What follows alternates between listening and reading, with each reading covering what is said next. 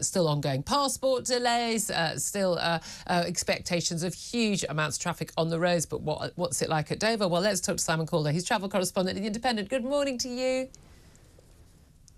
Good morning, Julia. Morning. Yeah, I spent yesterday in Dover. It was all calm and lovely. Lovely. Well, yeah, but then, you know, it's midweek, and that's the thing. Was what happened last weekend, was that really just a sort of one-off, the beginning of the school holidays? Will it be OK? Because there'll still be a lot of people who, you know, the school holidays maybe 2 weeks, people might go away for a week, but they'll start it this weekend with we've got, you know, bank holiday tomorrow, bank holiday on Monday. Makes more sense to use both of those. But so would we expect more problems, or have they got it all sorted out now?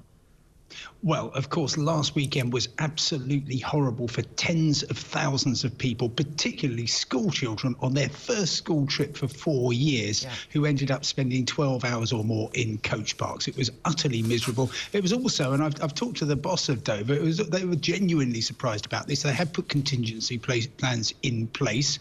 The French turned up as when they were supposed to. Indeed, the French actually sent extra board. They sent extra border officials without being asked on the Saturday because they knew that things were looking a bit grim.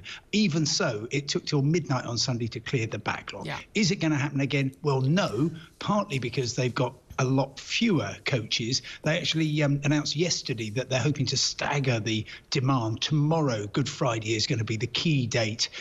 They've got fewer coaches, they've got more facilities, they're spreading them through the weekend. So I'm actually catching a bus at 9 o'clock tomorrow morning from London's Victoria coach station, going to Brussels, going via Dover.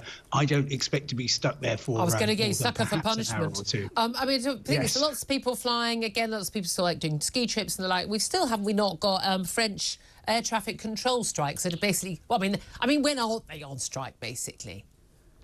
Well, that's actually a very good question. I think it was sometime, maybe a month ago, when none of them were on strike, but they're all well done, much France. on strike today. Well done. They're very much on strike today. It's utter misery for anybody going there. British Airways has cancelled 20 flights to and from France, but also overflights to places like Barcelona as a result.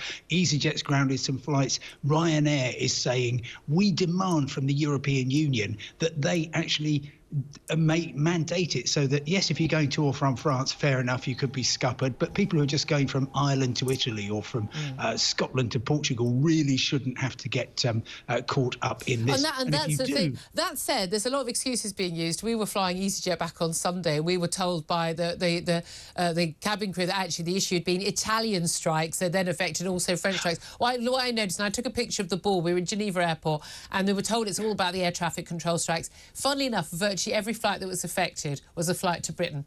Virtually every other flight wasn't affected. Can I try and be charitable? I know it's out of character, but I would say that, yes, there was Italian air traffic control strikes on Sunday. That was really just a little cameo strike just to keep everybody paying attention. Pay attention to us. The really simple reason is that we've got by far the best aviation industry in Europe. We've got more flights per person than anybody else. That's true. And therefore, if things go a little bit, as they say in the travel industry, tango uniform at the start of the day, then that means by Sunday afternoon you're sitting in Geneva Airport being fed up. I'll tell you what, the French... there are worse airports to be sitting in. Let's talk about people who are going to be sitting in their cars. I have to say, I'd rather be in an airport than I would be sitting in a car in a traffic jam at Dover or elsewhere. Up to 17 million trips are planned over this weekend. We talked about this on the show yesterday with the RAC. Huge amounts of people getting into their cars. But it is crucial when you, not just what day you set off, but when you set off, the time of day, to actually minimise the amount of time you are spending going, are we there yet?